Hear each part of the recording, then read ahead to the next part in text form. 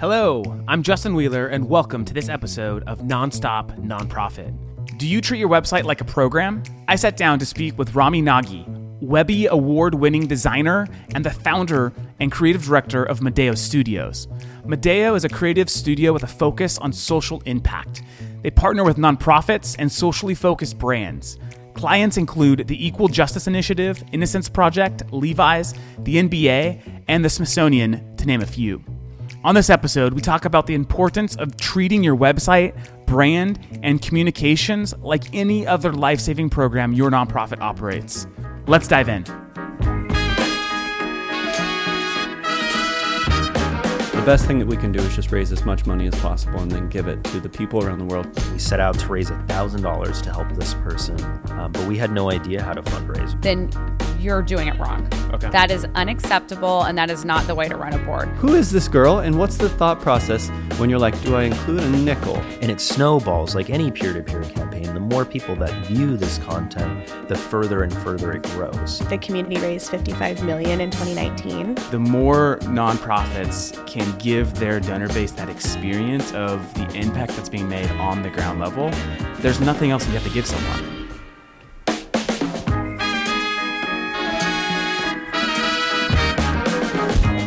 This is Nonstop Nonprofit.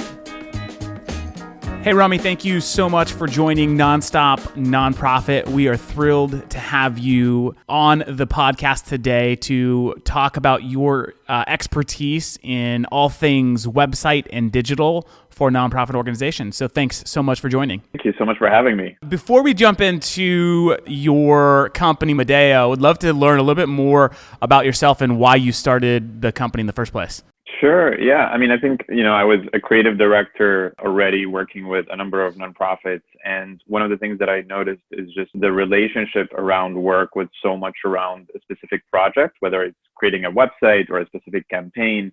But what was really missing is kind of establishing a team that becomes like your genuine partner to be working with on a roadmap with nonprofits, which is something that I personally thought was really needed. And that if you really want to be a successful nonprofit, you really need to be kind of constantly planning and changing things depending, especially with your website, with your brand, and not just do it one time. So created Medeo. Medeo means something that is full and integrated. And basically that's what we try to do. We have a team of strategists, of designers, of developers. And the whole point is that we become a true partner to clients and be able to kind of experiment and plan together and actually work beyond like a single project. And it's been interesting so far. It sounds like you're not just building amazing websites. You're coming in full service, providing strategy oversight around maybe campaigns, marketing, helping organizations really take their brand and their marketing to the next level. Is that the right way to kind of think about your services? Yeah, big picture, we really care about how do we help organizations engage better with people? How do we get to make it as easy as possible for people to understand what an organization is about, why their mission matters, why they are the right ones to be tackling that mission, and to hopefully inspire them to take actions like signing up to something, making a donation, doing something that's concrete. And all that kind of work for anybody working in a nonprofit, whether it's on the comms team or online fundraising, they probably could tell by now that this work is very connected. So it helps to have your strategists, your designers, your web developers all working together in collaboration with everyone else on all these things that are connected. Because if you have a great campaign, but your website sucks or it doesn't work, then you just kind of, it's lost there. Or if everything is great, but your brand is super confusing, then it doesn't work. And so Totally. That's kind of the talents that we've brought together onto the team, and our process is to be that kind of multidisciplinary and be working across from building a brand to how to engage people with that brand through the website and through campaign.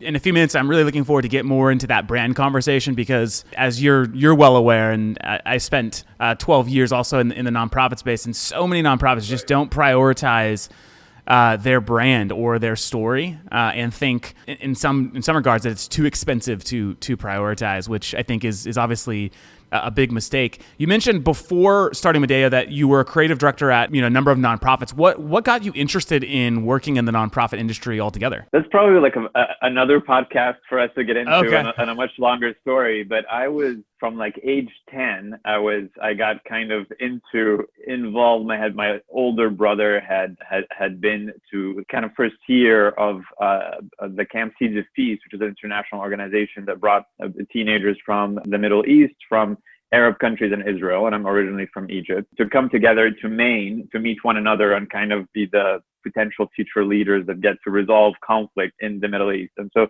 that was my older brother. I was 10 years old. Eventually I got involved and actually traveled to Israel when I was 10, which was something kind of very unusual for a 10-year-old to begin with. And then I kind of got involved with that organization specifically later on. By age 16, I was like giving talks with Bill Clinton at Carnegie Hall and kind of campaigning in the U.S. for their support. And then I got involved with other organizations and then I think I just recognized that my personal interest was more on design and storytelling.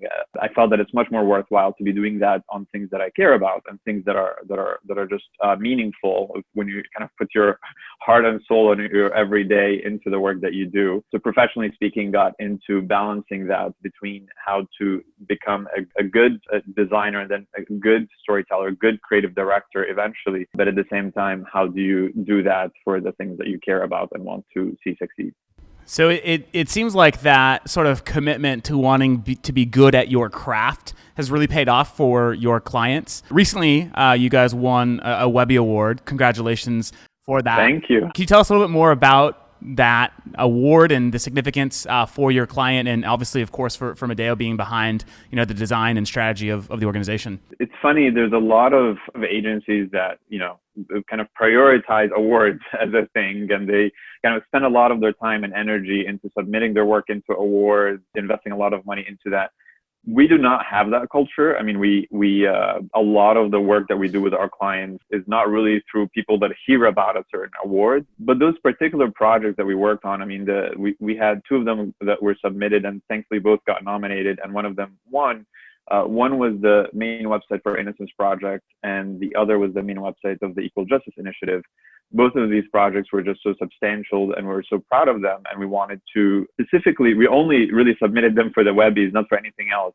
And why I think they're important is because the Webbies is really celebrating kind of the best of the internet. And I think that in and of itself is important because it highlights, it's not something that's just for people within the industry to get to know about it. It's really elevating websites in the nonprofit space to be an equally important part of the internet, as you would with YouTubers, all kinds of other fields of things that happen online. So we thought that if they do win, or even if they just get nominated, that it would be great spotlight on these organizations. And we're exciting to see that. I think it's also kind of just it's a validation, I think, as well in the industry to people to recognize that websites do matter. You need to evaluate them. Judges look at them. People award them an international.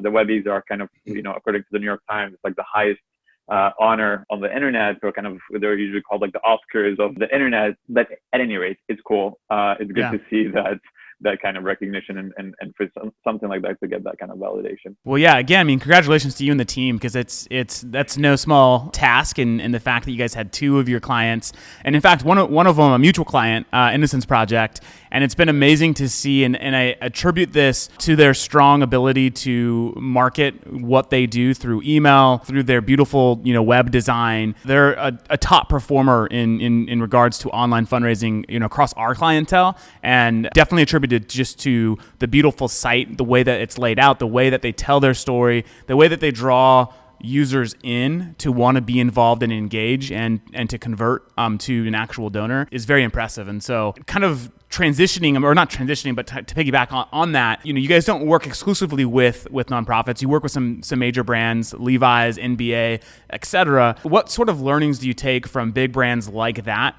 And how does that inform your approach with nonprofits? Is there any sort of parallels there? A lot of times what you find in the nonprofit space are agencies that are exclusive to nonprofits. I love that you guys are working kind of across industries, because I think there's a lot to learn probably both ways, but would love to know if you found any sort of insight from working with major brands and applying that to nonprofit organizations. A ton. I mean, and it's true. This was very intentional, and we have this conversation all the time within Medeo. Is do we just want to complete? I mean, majority of our work is with nonprofits. So do we just want to work with nonprofits? And I think it's been intentional from day one, and I think it's useful for us to continue to do that. That we get to learn outside of the nonprofit space. I think there's definitely lessons learned in terms of working with brands like that. If it's not even on just like some aspects of the process and kind of value behind things around testing and validating things, I think it's at the end of the day, when you think of it from the perspective of your potential donor, potential supporter to a nonprofit, they're not exclusively interacting with nonprofits. They're interacting with brands, probably even more than interacting with nonprofits, right? They're shopping online. They are using apps. They're using something like Facebook or Instagram. All these are digital experiences, and people can't distinguish and say, well, okay, now when I go to a website and it's a nonprofit, I'm going to excuse them for how that is like. And that actually is something that, people are, you just in your browser, you are flipping between a website or a product that has 5,000 people behind it and billions of dollars. And then you go and you're interacting with someone, maybe with a team of 2 people and no budget at all. And you're just interacting back and forth and you can't tell the difference. And you can't tell the difference that that's what's behind it, but you can firsthand tell the difference if something is wrong or if they're not on the same level. So I think it was very important for us to continue and still is to continue to work with a for-profit brands that are doing good work, but also push us on our standards and validate that what we're doing is an industry standard and above, and that we bring those lessons learned back to nonprofits, which is awesome when we talk about everything from a user experience to the brand itself and everything else that goes along with it. There was a report that came out a few years ago on kind of like the state of user experience on nonprofit websites. And it was specifically sort of looking at like conversion, like user conversion to donors. And it found that like over 42% of web users didn't donate because they didn't trust, after visiting the website, didn't trust the organization because of how it presented themselves, online and so forth. Exactly what you're talking about, going from Levi's to, name a nonprofit. What is that difference in experience? So right. It sounds like you would agree that nonprofits should care just as much about their digital experience, their website, as for-profits. But why do you think there still is so much pressure or so much? It's such a big task for a marketing team at a nonprofit to get the executives on board with whether it's the expense side of building a nice website, the strategy of a nice digital presence. What are some of the objections that you guys see or have to overcome as it relates to nonprofits and websites and digital presence? It might sound weird and people might think, well, because I work in this industry, that's why I'm saying what I'm about to say. But I really do think nonprofits should care even more than for-profit companies about their brand, about their website specifically. When you think about it, if you're a major brand, the website is just one piece of what you get to spend your money on and invest in. But you also have maybe ads on TV or a significant budget of ads online. You have a huge budget maybe through events. I mean, COVID-19 aside, you'd be spending a lot of money on events, even nonprofits as well. But like you spend a lot of money on a lot of other things, and people will know your brand through a lot of different ways. But when you're a nonprofit, having a website, when you think about it in those terms, that your website is kind of has thousands of people coming through it.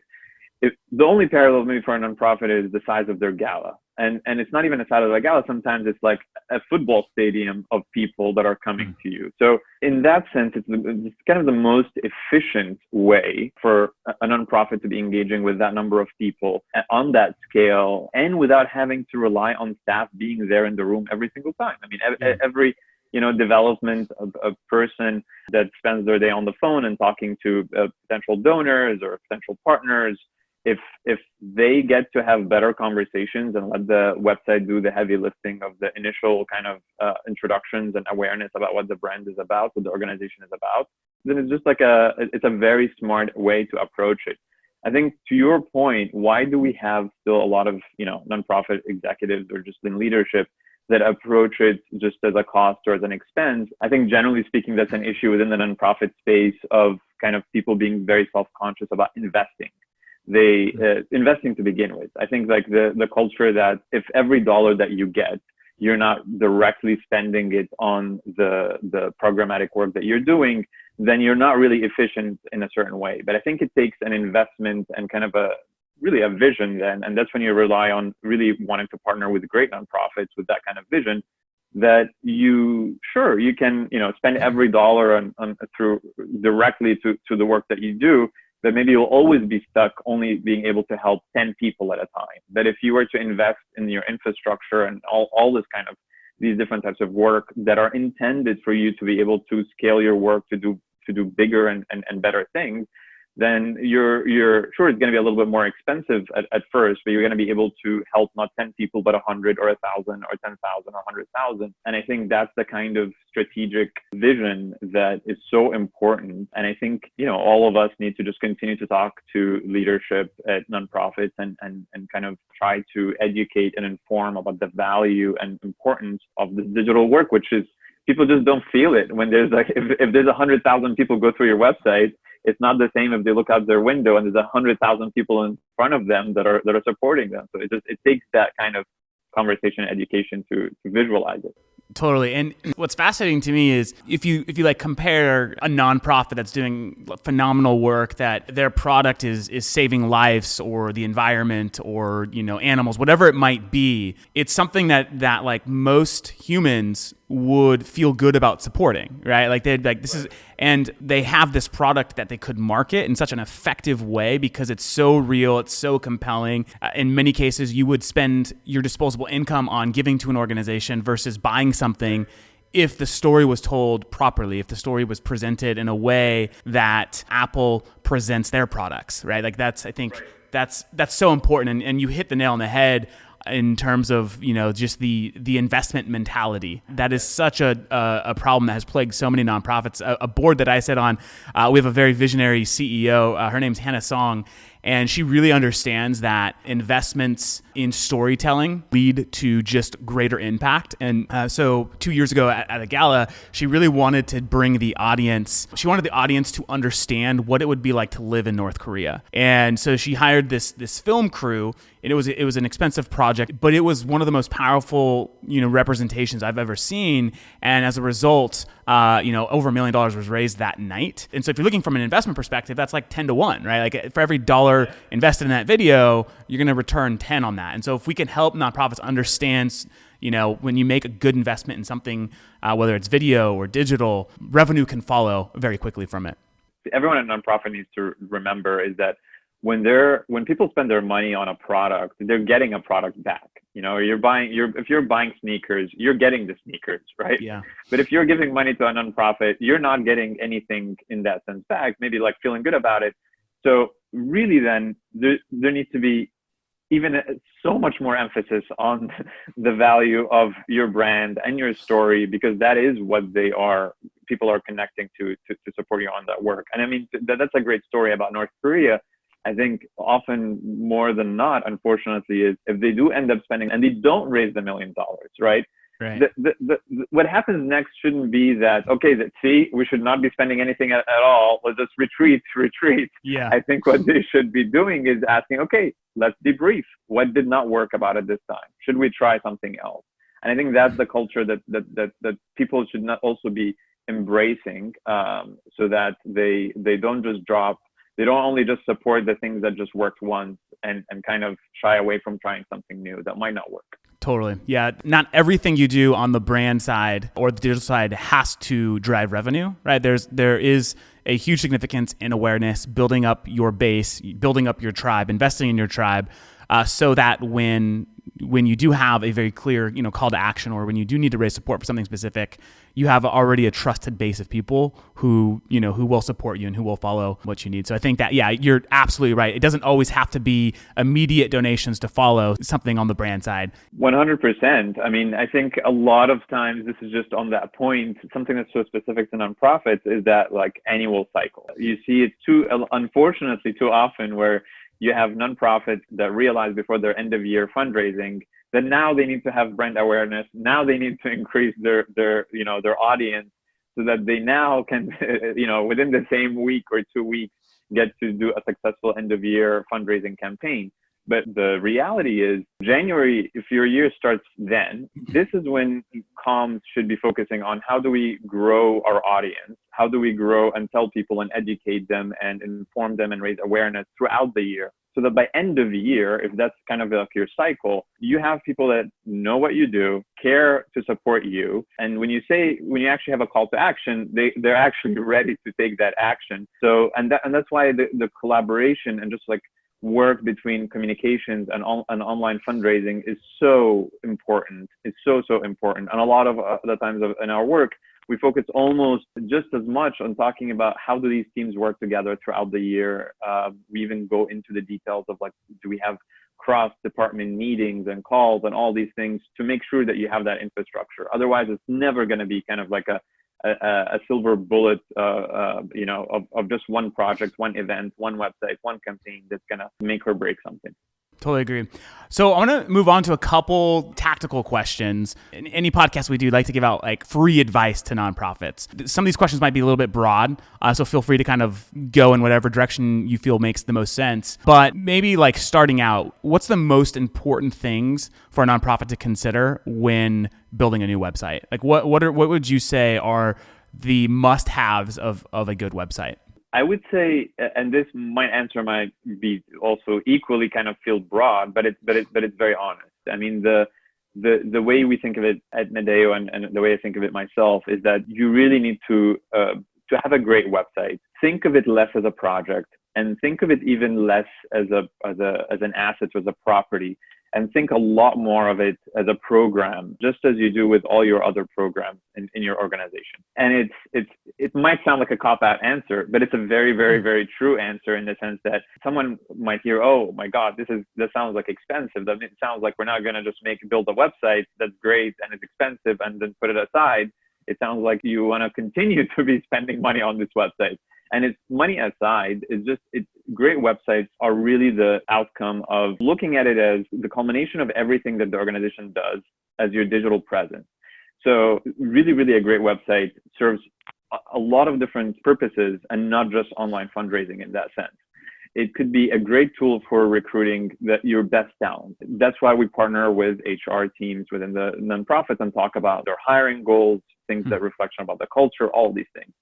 The same goes obviously for their events program or programming or like what they're actually doing. Sometimes, people are applying to these services. Maybe they're in the education space. Maybe they're in a lot of spaces where the people that they serve, the people that they're helping are also the people that are using the website for one thing or another, whether applying to something, filling out something, learning directly through the website. So it needs to be this intersection of all the departments in that sense. And if it's approached that way from day one, when you're considering kind of a redesign of the website, and if it's approached that way on an ongoing basis, where every quarterly meeting you have with your leadership, or whether it's monthly or whenever that is, the website becomes one of the items that you actually bring up and talk about, just as you would with everything else that's happening across the organization. That's how you ensure that it continues to be relevant and continues to be better. That aside as an approach, there's a lot of kind of, I think, at least some basic guiding principles to make sure that your website is actually successful and is good. One of the first things at Medeo when we work with clients, we're very much about the user first. We're going to be kind of accommodating a lot of different needs, voices, personalities within the organization. But we think of users and people first. In that sense, you want to make sure that your website is accessible. You want to make sure that the website is, in that sense, do you have an intentionally good experience on mobile as you do on desktop, and vice versa? Are you accessible and inclusive in that sense to people that have slower internet, and also upgrading your experience for those that have faster internet? One of the things that kind of have been, year over year is getting more and more attention is accessibility from the perspective of ADA compliance, the same way in physical buildings, to make sure that that buildings and structures are accessible, that websites are accessible for people who have color blindness, for people that have or other visual impairment and rely more on actually having the website to be connected to a device to read the text. On one hand, you can approach it as compliance. I just need to do this so that I don't get in trouble. And a lot of people have been getting in trouble in the sense of people demanding that their websites be accessible to them. But I think it's just also reflective of the organization's culture. Like, do you want to be an organization that is inclusive, or do you want to be an organization that's not? So these are kind of like some of the foundational things that we make sure are there when we approach a project. And I definitely invite people to be looking at them and proactively looking at them, not just when they hear about it after the fact. I love what you said in the beginning about organizations should treat their website like a program, not just another domain or asset. And organizations that have highly effective programs also have teams for monitoring and evaluating, the success of those programs. Are they accomplishing what they were designed to accomplish? So how do you go about helping organizations understand sort of the success of their site? It's not just obviously about donations, but what are some other metrics that you look to? And it's probably different per organization, but how do you help organizations understand the effectiveness of their digital presence, specifically their website? To that point, yeah, it is different organization to organization. There are some kind of more health check kind of monitoring that we do on a, when we're engaged on an ongoing basis, or at least we invite the organization's staff to be doing that. Things like just even ongoing basis to be checking performance of the site, some things that kind of just ensure that the website continues to be just as accessible, just as functioning, looking at things like Google Analytics on a monthly basis, at least, if not more frequently. You're going to have that in terms of like the data will show you something. I think it gets to be more interesting, when you have things like just one person, for example, going through the site. So it's not, maybe your traffic hasn't spiked or something, but then because of it, they then made a large donation. So you can't look at just one number and ignore the rest. You have to kind of have a full story. One of the things in terms of having it as a program in that sense is just even having the communication that happens on an ongoing basis that also captures the things that are much more anecdotal from, let's say, development, when sometimes we've designed and developed and launched campaigns, and the online fundraising components, when we reported on it at the end of the day through that campaign in of itself, maybe at some point, I remember that, and it was low. The organization had hopes that they would raise maybe $10,000, but they raised $6,000. But then because of that conversation on an ongoing basis, we actually heard that, they heard from a number of donors offline. They saw it online and then wrote like a $50,000 check for the organization. That does not get captured when you are doing that kind of evaluation, but that's how life happens, right? Yeah. Like it's not like the nonprofit executive director is sitting with someone and they bring out a checkbook on the table and I met with them and they came back with cash. I mean, life doesn't happen, right? Yeah. Life doesn't happen like that. But for some reason, people kind of look at websites or digital KPIs or kind of digital indicators like that, where they just look at it in and of itself. And I remember that also in the relationship of like 3 years ago with social media, when people would just look at Instagram and say, well, nobody's donating on Facebook or Instagram. Why should we care? So maybe we should drop it. And then the story obviously changed significantly over the last couple of years when Facebook kind of increases donations and all that. So the specific kind of KPI, like performance, like kind of indicators that we would be looking at, we're not as much looking at, if you're just in charge of the website, you shouldn't put too much pressure on how many people are then visiting the website, because then that's going to be there are some components to your SEO, how optimized the website is to bring people on in and of itself. But that's why you need to rely on other programs like your email program, your social media program, press, other things that are going to bring people to know about the website and visit it. We care a lot about then when people land on your website, what is happening. One of the indicators for you that I invite people to look at is time spent on the page and how many pages did they visit. This is tricky when you're just looking into abstract. Maybe your page is so good that people need quick information that visiting one page was good enough.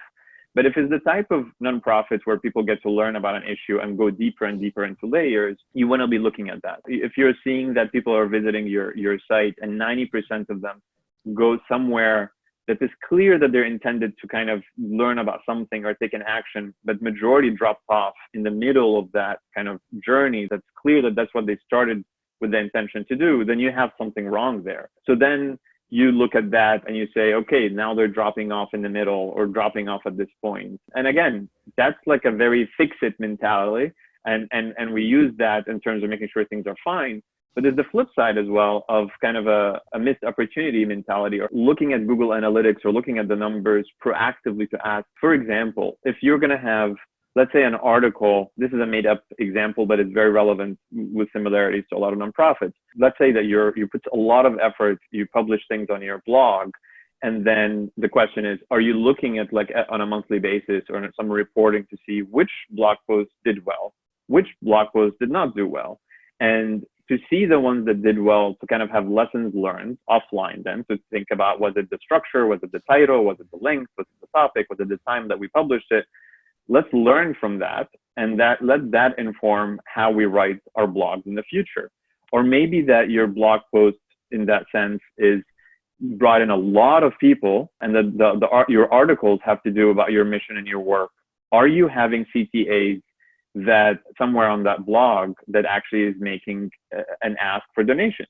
Like if people are there, they're reading your article, they're very engaged, they want to learn about it. Are you then taking that opportunity, not because something is broken, but to kind of take that opportunity and make best use of it? So I think it's that proactive, ongoing, and that's the kind of thing you can't do in the span of a project when you launch and then just be hands off. I think that's the kind of thing where you need to be constantly engaged in what topics people are paying attention to. 2020 is a great year for that. You can see how the topics people are kind of get so focused this year on specific topics. So this is when you need to realize that you need to equally adapt to what's going on. Totally. I loved what you said also about, and I talk to nonprofits that all the time say the reason why they don't prioritize like online fundraising or online ads is because it doesn't drive enough of a return. But it can be really hard to attribute a donation, to maybe a specific ad or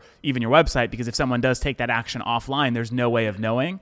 And so we get so fixated, and we see this even in our own marketing efforts as a company, where we run a bunch of ads, someone comes inbound, it looks organic search, maybe SEO, but it's actually the result of an ad. We just don't know that because they switch devices or whatever. And I never really thought about that. That's happening all the time for organizations and donors, where they're not able to properly attribute it because of these changes or the user changing devices or whatever it might be. And you also said something around just blogging and keeping your website, dynamic. Like, how important is it for organizations to have a dynamic, living website versus, something that maybe gets updated once every 6 months or so? I think it's so important. And I think one of the things that, one of the great things about having a website that's dynamic and a blog that, like whether it's your news or your blog, for that to stay dynamic and updated, is that it is, again, you don't need to just look at individual blog posts and say, oh, we put so much effort into one individual blog post, what's the return on that one blog post? I think it's more of a mentality of you are building your narrative across the board, and it is so much more efficient, actually, and so much more worthwhile to be putting that effort today, as opposed to repeat it every single day in a different email, in a different phone call, in a different manual repeated way, in that sense. I think it's with so many nonprofits where someone might be referencing a blog post that someone read from 2 years ago or from a year ago. Or it's ironic that I'm kind of referencing that, but it's to say that everything that you're doing from 2 years ago, a year ago, and every day has relevance today and then into the future. Totally. I think it's more so important to build it into your skill sets as an organization. It takes skill sets. People think that if you just have a camera, you're a photographer. That's not true. If people think that if you have a website and a blog post, now you're a publishing, powerhouse. Sure, you have the tools to do it, but people need to recognize that there's a learning curve. There's a learning curve of their approval process. If it's painful to get approval process on everything that's being written for a blog post, it will only get easier as they do it more often. It's not going to get harder when they do it more often. And when they learn how to do that, when you're doing that so consistently and so frequently, that's when you actually have a legitimacy of a voice to contribute when special events happen. Yep. If when people are just stay completely quiet offline for 6 months, and then whether political events take place, life events, anything that happens, And then they're like, okay, we need to make a statement, and then it's not only does it come across as disingenuous, it's actually a lot harder for them to know, how do we roll this out? How do we write this? How do we find our voice? So I think it's definitely just an exercise on, a healthy way of external communication. And it could be a great tool to actually engage. A blog can be a great place for people across programming and different teams outside of just communications or online fundraising to contribute to the overall story of the organization and what they're working on. Yeah. I what you say there, it reminds me, a fundraiser for World Vision once told me the reason why he was so successful is because he became an expert in the problem that the organization was solving. And so when he would go to donors, and his particular sort of realm was water sanitation, he was a go-to expert, and donors trusted this individual because he was able to speak to all the nuances and so forth. I saw this play out at Liberty in North Korea as well. An individual on staff that runs our Korea office, he's the go-to source for most media outlets when it pertains to current events happening in North Korea, needs analysis, because Link has spent many years blogging and writing about what's happening and what this means, and so forth. And so I've seen that play out in a few different ways, and totally agree that the significance here is you stay relevant, you become a voice, and when opportunity comes, you're remembered because of the work that you put in. So yeah, thank you for that. That was I never connected that necessarily to blogging, but that triggered a few memories that I had. That's probably what led to some of these successes. Okay, so a couple more questions before we wrap up. Thank you so much again for being here. This has been super helpful. I know it's going to be helpful for so many nonprofits, but for organizations maybe who don't have the budgets to maybe run a full-scale rebrand or a brand new website, where should they get started? They're hungry, they want to have a better online presence, but they don't have necessarily today maybe the budget for it. Where do they get started? Where would you recommend or advise that they start? My answer to that, and again, might not be super intuitive, but really hire the right people first. Even if your resources are very limited. Ultimately, I think organizations are going to be successful when they have the right team in place. Even if they go and kind of fundraise and ask their board or get a grant and then have enough money to put it into a website, it really starts with, do they have the right team members? So what that means is it's so much better to have the right person with limited capacity as opposed to the wrong person with a lot of capacity. This is not to say, anything negative about, for example, people that are junior or interns in general. We have a lot of great interns, a very reliable internship program at Medeo, but you can't just, it would be better for you to find the right consultant, the right agency, the right team that is willing to work with you, even if it's few hours in a given month, but you have the right experts to be partnering with you. And then as your resources increase, then you're increasing, the capacity for those excellent consultants to be working with you. So much better than to say, let's just get one junior communications associate and let them wear the hat of a writer and the hat of a website developer and a designer. And they're going to be our, know all be all of all things.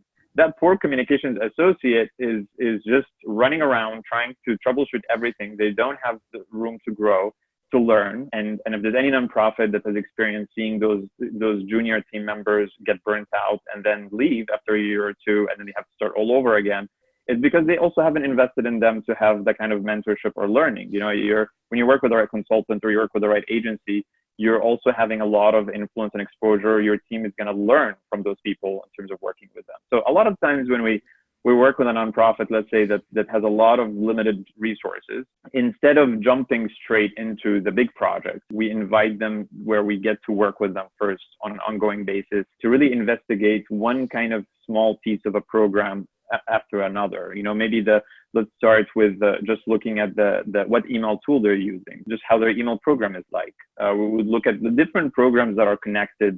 We would kind of focus in on at least resolving some critical issues, and then kind of start to ramp up as you validate that we're the right team, that things are working, to invest further into a full rebrand or a new website. Some of the projects that people look at when they visit medeostudio.com or they visit Medeo and they they see our clients, there's a lot more of an interesting backstory to a lot of them. You look at something like a rebrand of a nonprofit. A lot of the times, nonprofits come to us and say, we want to rebrand, and we say, don't. Let us actually work with you with your existing brand for a little bit. Let's figure out why we need to rebrand. Let's figure out the underlying kind of structure of things. We've gone as far as sometimes work with clients for 2-3 years before we're saying, you know what, I think it's a good time to actually rebrand now. And there's a lot of support now built up over that time within the organization. And there's very clear laser focused idea of why we need to rebrand and towards what. Man, there is so much gold in what you just said.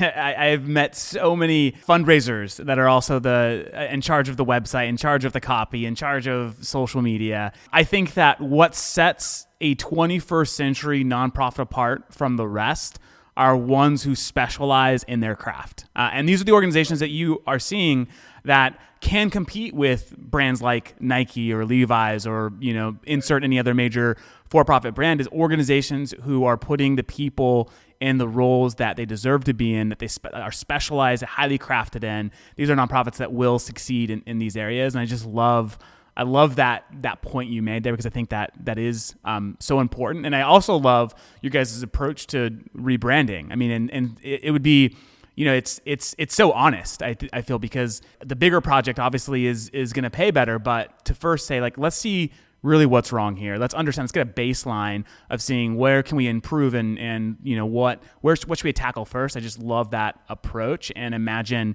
it leads to very happy customers because you're getting to know really the pain points in a very honest way. Thank you. You're being very kind, but it's very true. It's very, very true. I think it's really just different approaches. Everyone that joined Medeo is of the mindset that when we work with an organization, we're becoming their partners. And with very select few, we don't, it's not like something we just say to every nonprofit, but with very, very, very, very select few is where we see ourselves building a career. And just like anybody else that wants to actually build a career in a company or organization over the long haul, if that's your culture, that's how you're going to approach it. If your culture is, more on the side of like a gig approach of how do I get to accumulate more logos to put on my website of clients and add to my website and portfolio and name drop to future clients, then it's not, then our Medeo approach is not very effective, because we take a long, we work with a few people over the long haul, have that kind of patience that you would if you really join a company and want to build something for the long term. I love it. So for nonprofits listening, I know they're like, how do we get in touch? How do we hire Medeo to take on our online projects? So what's the best way for organizations to get in touch? Thank you. Yeah, any organization that wants to get in touch, please don't be shy. Just go to our website. It's medeostudio.com. Go to the contact page. You have an email. It's hi@medeomedia.com. And we're also very active on Instagram. We kind of really like Instagram as a medium. It's also very visual, and we share a lot on Instagram, not just featured projects or polished case studies. We actually raise a lot of questions that we're having, that we're debating. We share work in progress. We share kind of more behind the scenes of what it takes to actually create something. So we're on Instagram as well. The handle is Medeo Studio. These are but if you look at stuff online, just get in touch. Don't be shy. We're friendly. We're always just of the mindset of like having a conversation first and seeing if there's a good fit. We're also very open to listening and to kind of sharing some advice, even if we're not officially hired. Awesome. Ramy, well, thank you so much for spending this hour with us. Lots of gold, lots of wisdom has been dropped. Excited to get this out and share it with the community. So thanks for joining us, and we look forward to following your guys' journey and continuing to work on our mutual clients together. Thanks so much. Yeah, it was so much fun. Thank you. Yeah, excited for more. Thanks for listening to this episode of Nonstop Nonprofit. This podcast is brought to you by your friends at Fundraise, nonprofit fundraising software built by nonprofit people. If you'd like to continue the conversation, find me on LinkedIn or text me at 562-242-8160. And don't forget to get your next episode the second it hits the internets. Go to nonstopnonprofitpodcast.com and sign up for email notifications today. See you next time.